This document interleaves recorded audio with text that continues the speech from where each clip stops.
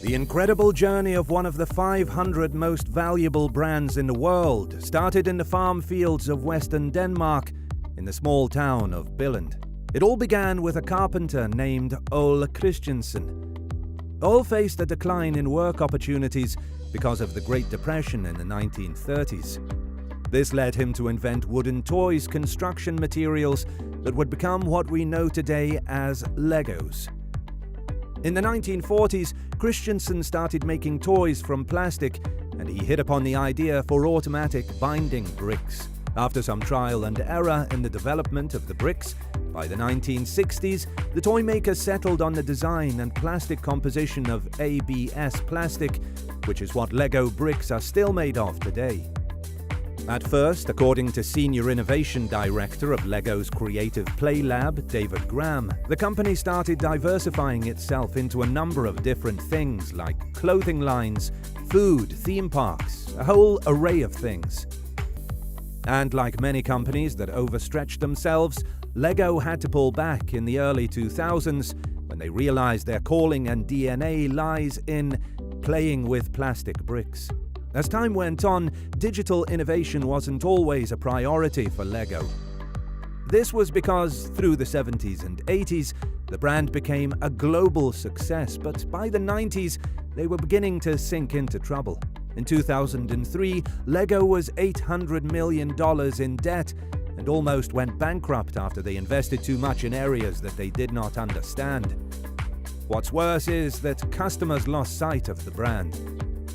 According to Graham, this was when Lego saw the need to look at what it was doing and why it was doing it. It needed to have a clear mission. It needed to be Lego, but not in a way it had ever been seen before.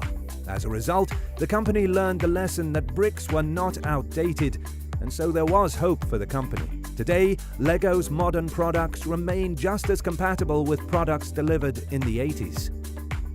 They have also moved with the tides, instead of remaining obsolete.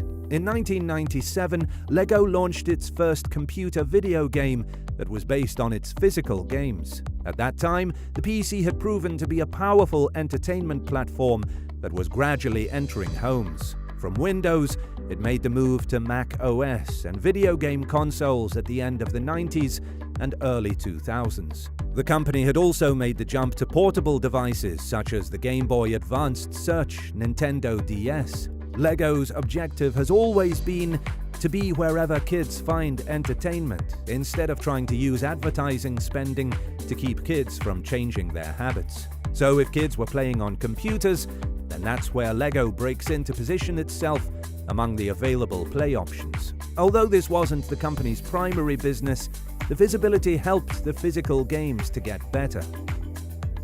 Despite feedback from parents that it would not be a good idea to bring digital innovation into the practical physical building blocks, the company realized that such innovation needed to happen.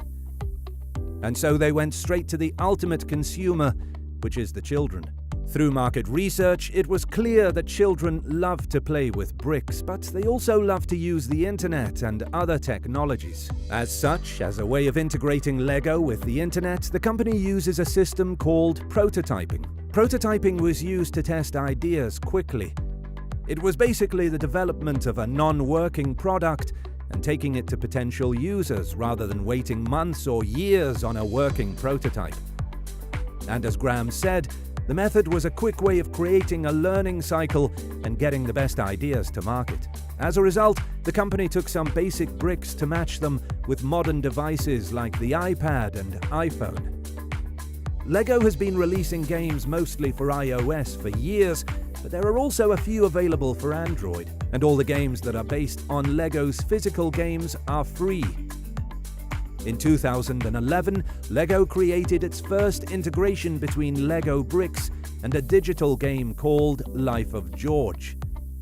To see photos George had taken, users had to build the items George built and take a photo of their own creations with their phone. By 2014, the company had released Lego Fusion. It matched builds with virtual games like SimCity. And so, the success of these games proved that there is a balance between technology and creativity. Today, plenty of Lego apps now blend technology and play. The company also has a video game called Minecraft, which is based on building virtual structures with blocks. In 2014, Lego invested in high-quality movies. Their movie, The Lego Movie, was a huge success as it was awarded a 96% approval rating on Rotten Tomatoes. Also, it achieved revenues of about $468 million, with a production budget of only $60 million.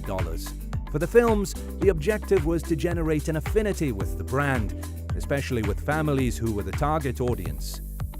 As part of their digital advancement with technology, the company has partnered with Emmet.ai. It uses artificial intelligence to transform Lego and its fans into something more in what is called a master builder. Thanks to the popularization of 3D printing, Lego has acknowledged that 3D printing represents an opportunity for the company. According to Lego's CFO, John Goodwin, this technology opens up new paths, and they are looking for a way to take advantage so that consumers can benefit. As such, Lego filed for a patent that allows the customization of the 3D printed pieces. Because of its innovative use of artificial intelligence, Lego caught the attention of IBM. The app uses AI visual recognition to identify pictures of objects or people and translate them into a Lego model. It allows users to build using the existing Lego collection. It can also help users transform themselves into Lego minifigures. In addition to these digital transformations, Lego has devoted its energy to innovation in toy manufacture. And robotics is one area that the company has been focusing on for years. They recently announced a project to connect its physical products to the virtual world of video games. Here, consumers will be able to build a structure and then take a picture of it with a smartphone camera to unlock a game based on the construction. Lego also has an online platform where it invites its customers and fans to upload their ideas for physical products. And any proposal that gets 10,000 votes, the company will consider if it should be launched commercially. The idea is to allow the company to be in constant contact with its most loyal consumers, and it helps to create a circle of fans because of the fans' loyalty and the publicity they generate. Financially, Lego was doing great, but it wasn't until the COVID-19 lockdown that their digital strategy really took flight. As the pandemic pushed children and families towards indoor activities, Lego's sales soared. According to reports, compared to the previous year, Lego's revenue grew by 7% to $2.46 billion from January to June 2020.